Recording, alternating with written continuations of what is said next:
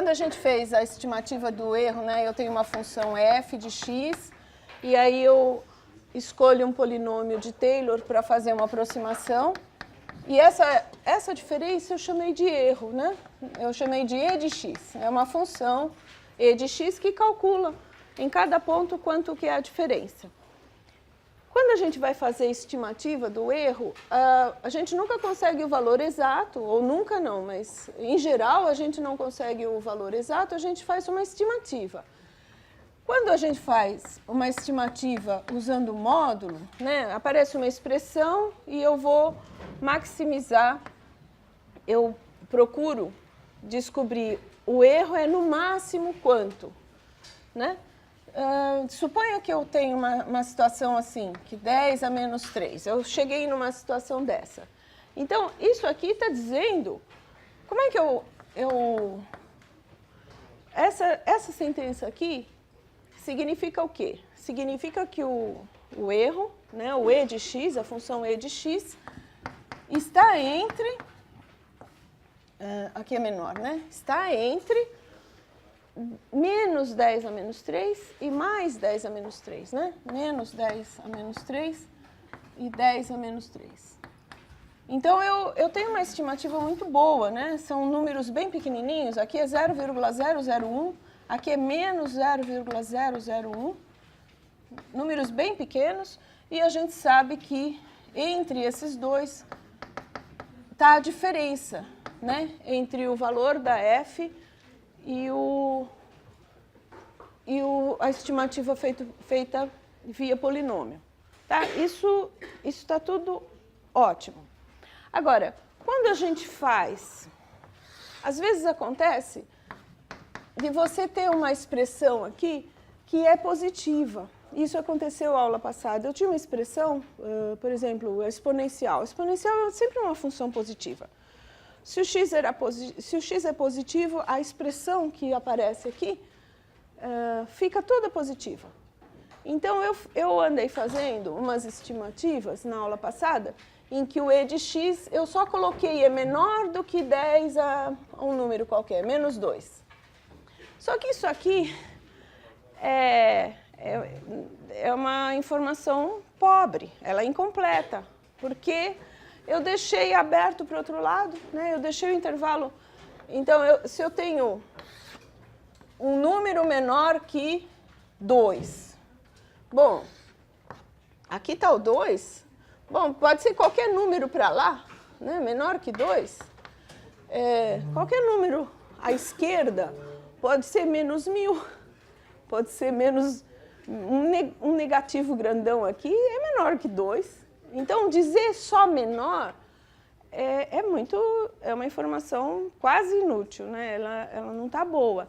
Eu tenho que dizer que é positiva, porque aí você controla o tamanho do intervalo. Então, eu tenho que dizer que é maior que 0, maior ou igual, depende da situação. Tá? E isso me escapou. Eu estava preocupada em obter a estimativa para o lado de cá, e eu sabia que era positivo, mas na hora eu esqueci de dizer que era positivo. Então, eu não controlei o tamanho do intervalo. Quando você faz assim, você tem aqui o eixo aqui, você está dizendo que o erro, o e de x, aquela diferença ali, está entre 0 e 0,1. Então, você sabe que o e de x está nesse pedaço pequenininho e não daqui para lá e vai embora. Tá certo? Então, queria que vocês, em casa, olhassem o que a gente fez de estimativa na aula passada. Onde eu não pus módulo, tem que olhar se o erro era positivo mesmo, conferir se era positivo e colocar o maior ou igual a 0 aqui, que eu acabei deixando escapar. Eu acho que isso aconteceu quando eu fiz uma estimativa do erro do logaritmo de 1, alguma coisa que a gente calculou, e uma outra estimativa do erro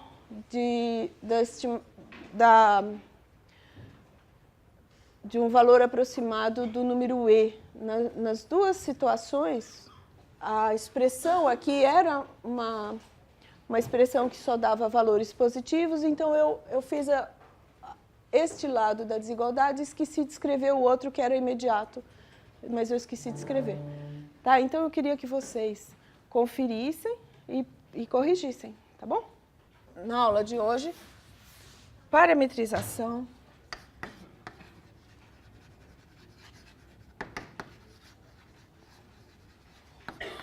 de curvas planas.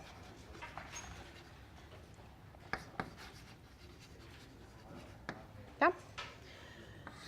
Então o que a gente quer aqui é tentar descrever gráficos, né? Tentar descrever o movimento de um ponto que passeia pelo plano. Tá? Eu tenho um ponto que está passeando aqui no plano, né? Então eu já coloquei um sistema de coordenadas aqui. Então, e como é que eu faço para descrever o que o ponto está fazendo, né? Então, eu tenho um ponto P aqui que se move. E como é que eu vou fazer para descrever esse movimento? Tá? Então, o que a gente sabe, o que eu acho que a ideia melhor seria assim, imaginar que você vai tirar algumas fotografias, né? Uma hora o ponto está aqui, então nesse instante eu tenho uma coordenada x e uma coordenada y naquele instante t. Aí o ponto continua passeando aqui e aí você tira outra fotografia. Então naquele outro instante você tem outro x e um outro y. Tá? Então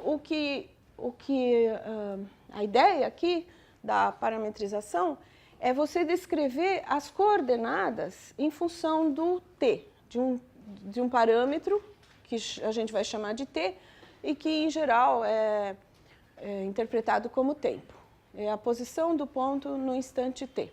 Então, nem sempre o parâmetro é o tempo, mas uma primeira ideia é esse caso aqui. Eu tenho, para cada t, o x é uma função de t. E o y é uma outra função que eu vou chamar de y de t. Tá?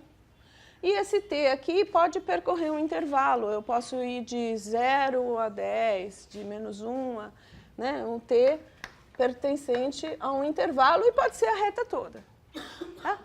Então, a gente pode dizer que então, esse conjunto de equações é uma parametrização da curva. Tá? T é o parâmetro. Então, isso aqui eu vou chamar aqui de gama. É o nome que eu vou dar para a curva. As equações x é igual a x de t, y é igual a y de t, são a parametrização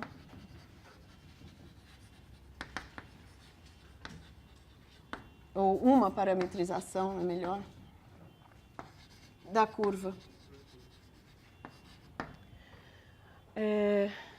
E a variável t é chamada parâmetro.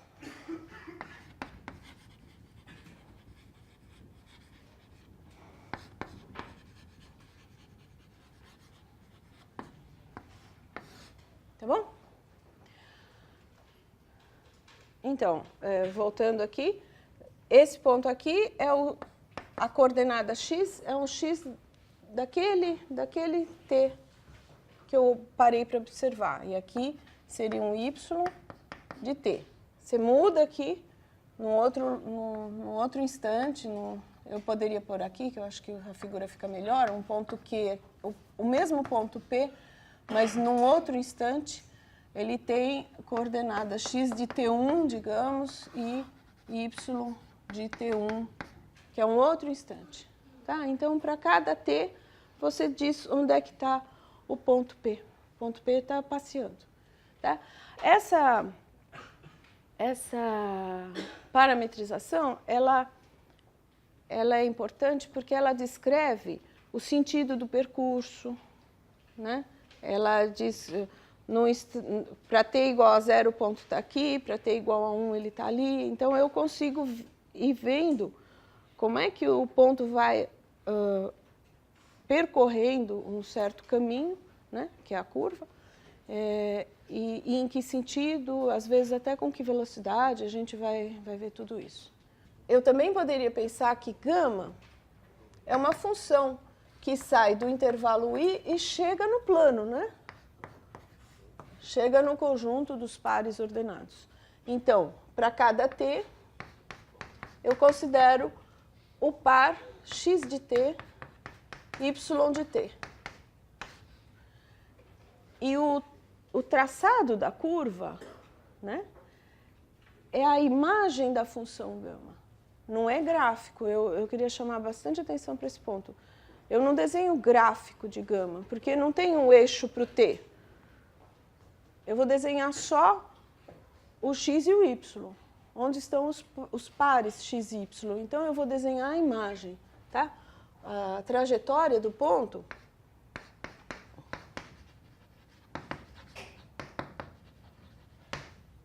é a imagem da função gama.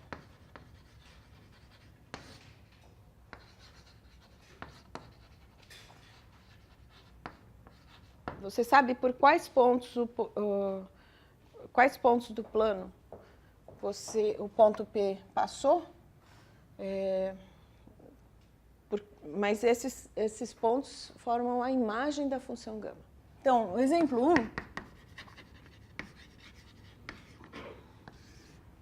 Vamos ver se vocês reconhecem. Se eu pegar as funções 1 mais 3t e o y é 2 mais t. Tá bom? Qual seria a trajetória dessa curva?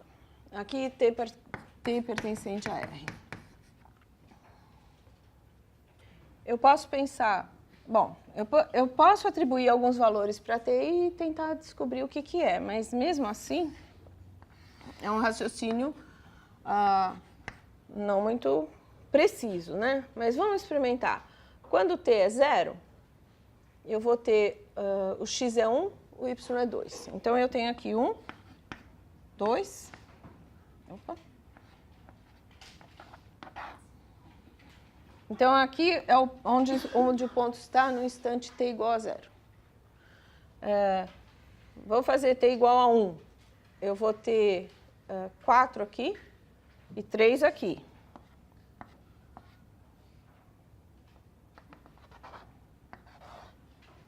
Eu tenho outro ponto aqui. E aí, bom, a gente pode reparar que se o t é positivo e vai aumentando, o x aumenta, o y aumenta. Agora, vocês podem se perguntar se eles aumentam mais ou menos na mesma razão, na mesma proporção. Como é que é? E se o t diminui, se o x fica negativo aqui, dá negativo. Se o x fica menor que menos 2, o y também dá negativo, então em algum momento eles vão começar a vir para cá. Vamos tentar ver outra coisa. Isola o t aqui, que está fácil, e substitui na equação de cima. Então, isola t na segunda equação.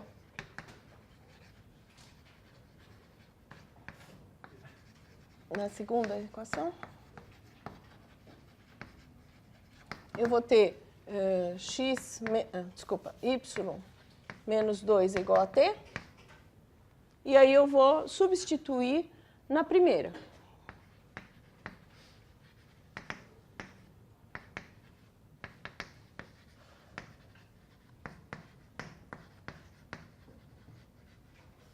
Aqui eu tenho x é igual a 1 mais 3 vezes t, que é o y menos 2.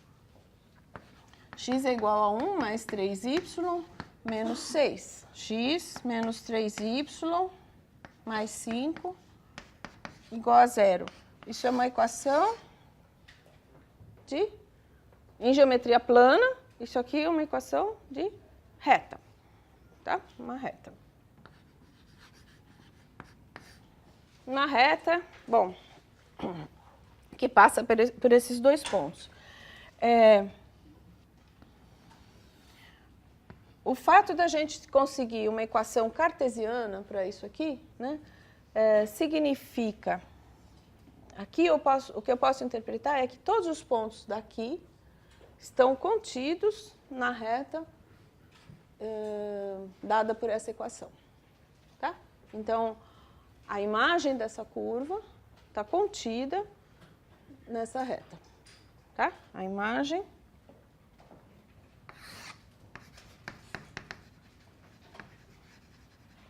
eu não dei nome, né? Vou chamar de gama aqui, tá? A imagem de gama está contida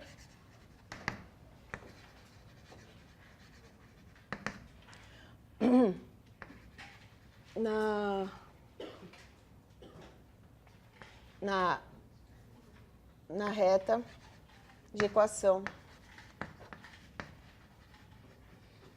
x menos 3y mais 5 igual a zero. Se vocês quiserem olhar, aqui, olha, aqui era quando t era 0, aqui era quando t é 1. Então, eu sei que o sentido de percurso é esse. E aí, eu queria fazer um segundo exemplo, que é o contrário. Eu dou uma equação de reta, y igual a 1 menos 1 mais 2x. É bem simplesinha. Vocês sabem determinar uma parametrização para ela? Como é que vocês poderiam achar uma parametrização?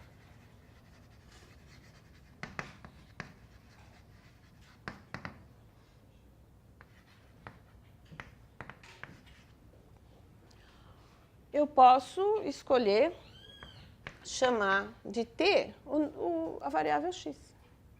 Posso fazer isso. E aí o y é 1 mais 2t. Essa é uma parametrização. Será que é a única parametrização? Não, né? Eu posso fazer muitas outras. Vamos lá. Outra parametrização. Como é que poderia ser?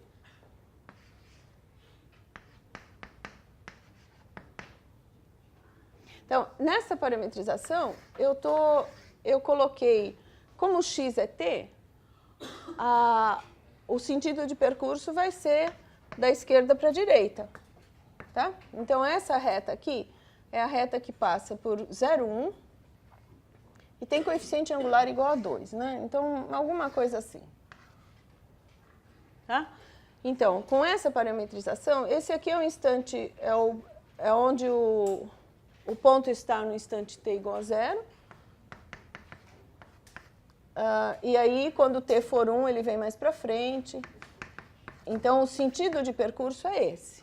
E se eu quisesse sentido contrário, o que eu poderia fazer? Se eu quisesse vir de lá para cá? Eu posso trocar o sinal aqui, tá? Então, se eu faço x igual a menos t, eu vou vir da direita para a esquerda. E aí o y vai ser menos 2t. Tá? Essa é uma outra parametrização. Tem outra? Tem, né? Vocês saberiam me dar mais uma? Só mais uma. Hã? Y igual a 2t? Tá, e aí o x fica o quê? Tem que isolar, né?